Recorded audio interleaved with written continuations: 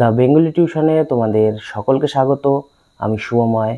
আজ তোমাদের আমাটি ভেপুর যে প্রশ্ন উত্তর পর্ব নিয়ে আলোচনা শুরু করেছিলাম, আজ তার 6 নম্বর অধ্যায় গুরুমশাই। সেই গুরুমশাইয়ের প্রশ্ন উত্তর পর্ব নিয়ে আজকে আলোচনা করব। এই পর্বে থাকবে বড় প্রশ্ন মানে এসিকিউ এবং এমসিকিউ মানে ছোট এবং বড় দুরকমই প্রশ্ন থাকবে। আমার নিজের হাতের লেখা এবং কিছুটা কম্পিউটারে প্রিন্ট করা, তো দুরকম প্রশ্ন উত্তরই তোমাদের এখানে থাকবে। একটু বোঝার চেষ্টা করবে প্রশ্ন উত্তরগুলো, খুব কষ্ট করে বানানো। যাই হোক, চলো তাহলে শুরু করা যাক গুরুমশাইয়ের প্রশ্নোত্তর পর্ব।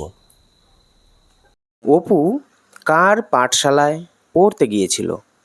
গুরুমশাই পড়ানোর পাশাপাশি আর কোন কাজ করতেন?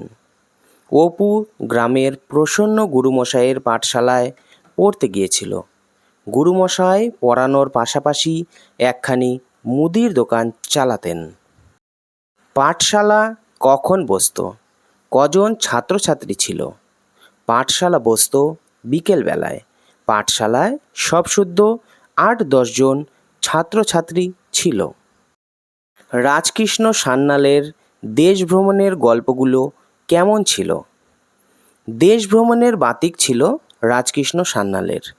সেই সব ভ্রমণের গল্প বলার ক্ষমতাও ছিল তার অসাধারণ। প্রসন্ন গুরুমশাইয়ের পাঠশালায় এসে তিনি সেই গল্প বলতেন। খুব সামান্য বিষয়কেও অসাধারণভাবে পরিবেশন করতে পারতেন তিনি। কুঠির মাঠে চন্দন হাজরার গুপ্তধন পাওয়ার গল্প, রেল ভ্রমণের গল্প, সাবিত্রী পাহাড়ের গল্প, এরকম নানান গল্পে ভরে উঠত পাঠশালা। সান্যাল মশাইয়ের মুখেই অপু জীবনে প্রথম পেয়ারা নামক একটি খাবারের কথা শুনেছিল। এছাড়াও জনৈক ফকিরের আম গাছে বেদানা বা পেয়ারা গাছে কলার কাঁদি ফলানোর অসাধারণ ক্ষমতার গল্প শুনে অপু অবাক হয়ে যেত। বিস্ময় মাখানো চোখ দুটি দিয়ে সে যেন গল্পগুলোকে গিলে খেত। একদিন পাঠশালায় এমন একটি ঘটনা হইয়াছিল যাহা তাহার জীবনের একটি নতুন অভিজ্ঞতা। অপুর জীবনের সেই নতুন অভিজ্ঞতাটি কি? পাঠশালায় ঘটে যাওয়া অপুর জীবনের নতুন অভিজ্ঞতাটি হলো শ্রুতিলিখন করা। শ্রুতিলিখন লিখতে গিয়ে বহু সুন্দর সুন্দর শব্দের অর্থ জানতে পেরেছিল অপু। গুরুমশাই শ্রুতিলিখনের জন্য নিজের কথা বলেননি, মুখস্থ বলে গেছেন। তবে এত সুন্দর সুন্দর শব্দের একত্র সমাবেশ অপু কখনো শোনেনি। গুরুমশাইয়ের আউড়ে যাওয়া কথাগুলির লালিত্য ধ্বনিঝঙ্কার অপুকে মুগ্ধ করে রেখেছিল সেদিন। গুরুমশাই সীতার বনবাস থেকে উদ্ধৃত অংশ বলে যাচ্ছিলেন। এই সেই জনস্থান মধ্যবর্তী প্রস্রবণ গিরি, মানে এই প্রশ্নটা এখনো শেষ হয়নি, নেক্সট পার্ট আরেকটু আছে। ইহার শিখর দেশ আকাশপথে সতত সমীর সঞ্চরমান জলধর পটল সংযোগে নিরন্তর নিবিড় নীলিমায় অলঙ্কৃত আধিক্যকা প্রদেশ ঘন সন্নিবিষ্ট বন পাদপসমূহে সমাচ্ছন্ন থাকত স্নিগ্ধ শীতল ও রমণীয়। পাদদেশে প্রসন্ন সলিলা গোদাবরী তরঙ্গ বিস্তার করিয়া। এই কথাগুলির মধ্যে দিয়ে নিজের দেশের একটা অস্পষ্ট ছবিও অপুর শিশু মনে ফুটে উঠত। অপু ভাবত, কুঠির মাঠ পেরিয়ে যে পথ দূরে চলে গেছে, গুরুমশাই কথিত জন্মস্থান মধ্যবর্তী প্রস্রবণগিরি বুঝি সেই পথেই। অপুর পাঠশালাটি কেমন ছিল? গ্রামের প্রসন্ন গুরুমশাইয়ের বাড়িতেই পাঠশালা বসত। শিক্ষাদান ছাড়াও গুরুমশাইয়ের একটি মুদির দোকান ছিল। শিক্ষা দেওয়ার উপকরণ ছিল একটাই, সেটি হলো বেত। ছেলেরা নিজেরাই বসার চাটাই নিয়ে আসতো। পাঠশালা বসত বিকেলে। সবসুদ্ধ 8-10 জন ছেলে মেয়ে সেখানে পড়তে আসতো। পাঠশালাটির চারপাশে কোনো বেড়া ছিল না। খোলা সেই চালা ঘরে ছেলেমেয়েরা সারি দিয়ে বসত। যে দিন অপু প্রথম পাঠশালায় গেল সেদিনের কথা লেখো। অপু প্রথম স্কুলে গিয়েছিল পৌষ মাসে। প্রথম যেদিন অপুকে স্কুলে যাবার কথা বলেছিল মা সর্বজয়া, তখন অপুর খুব অভিমান হয়েছিল। তার ধারণা ছিল দুষ্টু ছেলেদের সারাদিন এক জায়গায় বন্ধ করে রাখবার জন্যই বাবা মায়েরা স্কুলে পাঠায়। অপুকে বাবার সঙ্গে গ্রামের প্রসন্ন গুরুমশাইয়ের পাঠশালায় যেতেই হয়। পাঠশালা যাওয়ার পর অপুর প্রথমে খুব ভয় লাগে। অনেকক্ষণ মুখ নিচু করে বসে থাকে সে। বাবার ফিরে যাওয়ার পথের দিকে তাকিয়ে থাকে বেশ কিছুক্ষণ। আরেকটু অংশ রয়েছে পরে ভয়ে ভয়ে চারপাশে তাকিয়ে দেখে কয়েকটি বড় বড় ছেলে নানা স্বরে দুলে দুলে পড়ছে। একটি ছেলে নিজের মনে পাততাড়ির তাল পাতা চিবোচ্ছে। সামনের ছেলে দুজন চুপি চুপি স্লেটে কাটাকুটি খেলছে। গুরুমশাই একদিকে মুদির আরেকটু লক্ষ্য রাখছিলেন।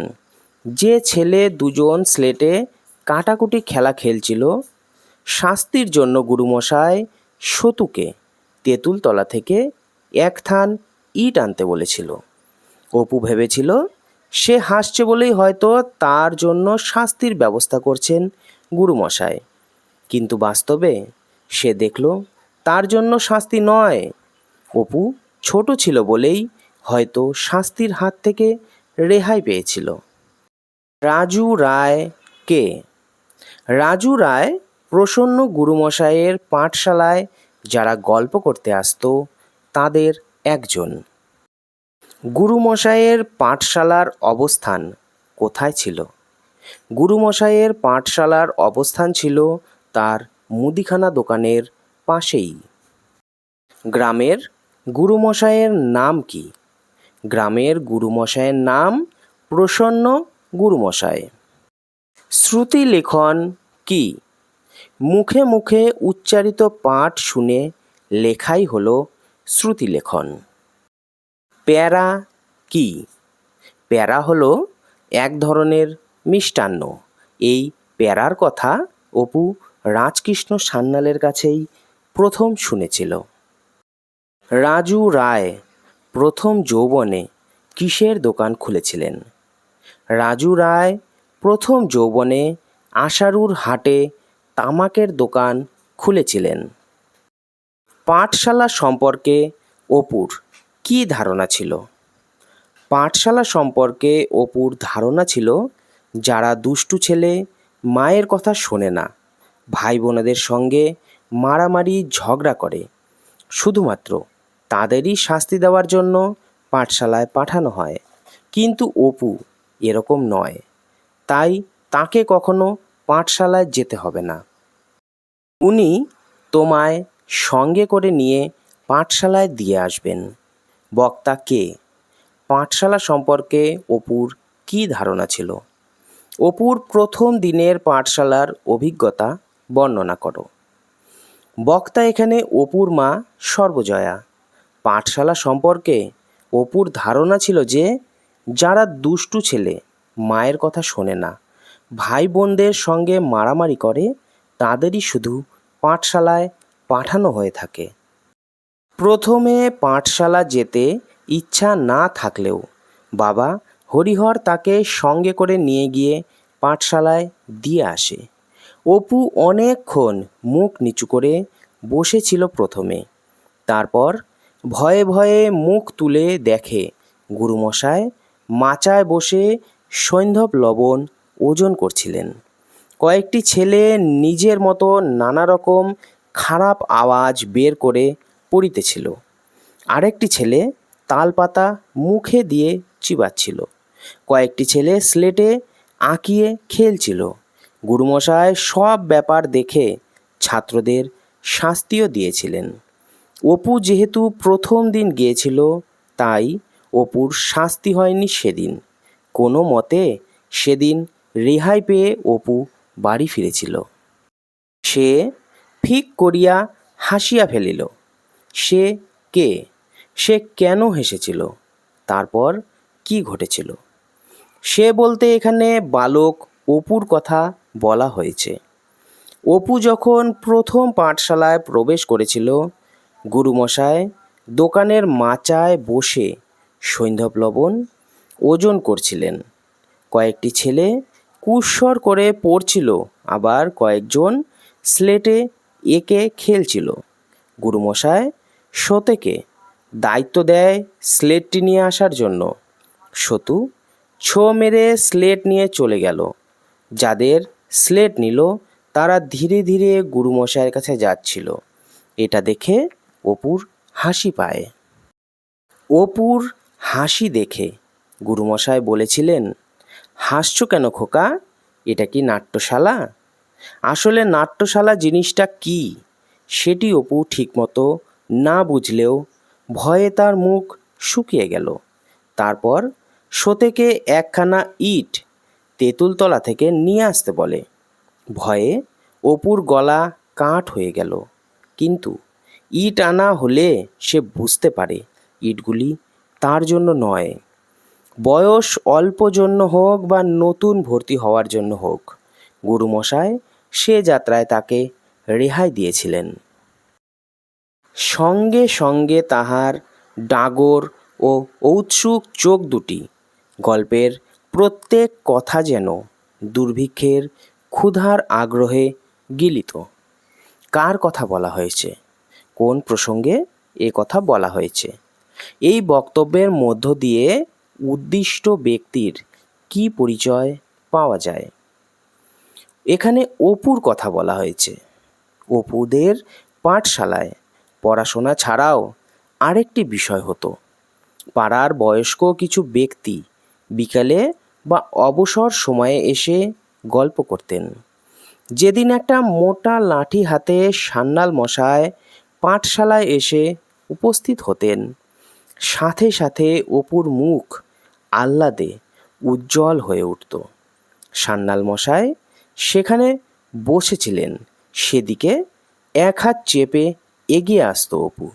স্লেট বই সব গুছিয়ে রেখে দিত। ডাগর ও উৎসুক চোখগুলি গল্পের প্রত্যেক কথা সে গিলত। এই প্রসঙ্গেই বলা হয়েছে। গুরুমশাইয়ের কাছে মাঝে মধ্যে আসতেন দীনু পালিত, রাজু রায়, রামকৃষ্ণ সান্যাল প্রমুখ। তাদের মুখে দেশভ্রমণ ও নানা অভিজ্ঞতার কথা অপুকে কল্পনার জগতে নিয়ে যেত। এছাড়াও পাঠশালায় শ্রুতিলেখন লিখতে গিয়ে অপুর সাহিত্যবোধ জেগে ওঠে। এক এক সময় তার কল্পনাপ্রবণ মন অজানা জগতে পৌঁছানোর জন্য আকুল হয়ে উঠত। অপুকে আমরা কল্পনাপ্রবণ বলেই চিনেছি। একটা গল্প বলি শোনো। বক্তা কে, কখন এই কথা বলেছিল, গল্পটি কি? বক্তা হলেন এখানে দীনু পালিতের কথা, মানে এখানে দীনু পালিতের কথা বলা হয়েছে। সান্যাল মশাই একজন ফকিরকে দেখেছিলেন, যিনি এক অশ্বত্থতলায় থাকত। একটু গাঁজা পেলেই সে খুশি হয়ে বলতো, কি ফল খেতে চাও? পরে মনের মতো ফলের নাম করলে যে কোনো একটা গাছ দেখিয়ে সেখানে যেতে বলতো। লোকে গিয়ে দেখতো আম গাছে বেদানা ধরে আছে। তখন রাজু রায় মন্তর তন্তর নিয়ে একটা ঘটনা বলতে গিয়ে দীনুপালিতের কথা চাপা দিতে গিয়ে একটা গল্প বলার কথা বলেছিলেন। বেলডাঙ্গার বুধ গারোয়ানের গল্প বলেছিল। 100 বছর বয়সে যে মারা যায়, জোয়ান বয়সে তার সাথে কেউ পেরে উঠত না। একবার চাকদা থেকে গঙ্গা স্নান করে গরুর গাড়ি করে ফিরছিল। কানসোনার মাঠের কাছে প্রায় বেলা হয়ে গিয়েছিল। তখন ওসব দিকে ভয় ভীতি ছিল। একে মাঠের রাস্তা, সঙ্গে মেয়ে মানুষের দল, কিছু টাকা কড়িও ছিল। 4 জনের মতো ষাঁড়ের মতো মিশকালে লোক এসে গাড়ির পেছন দিকের বাঁশ দুদিকে ধরেছিল। দুটো বুধো গারোয়ান পেছনের দিকে চাইছিল। গাড়িটি নবাবগঞ্জ থানার কাছে এসে পড়ল। বাধ্য হয়ে তারা বুধো গাড়োয়ানকে বলল, আমাদের ঘাট হয়েছে, ছেড়ে দিন। শেষে বুধো গাড়োয়ানের পায়ের ধুলো নিয়ে তারা চলে যায়।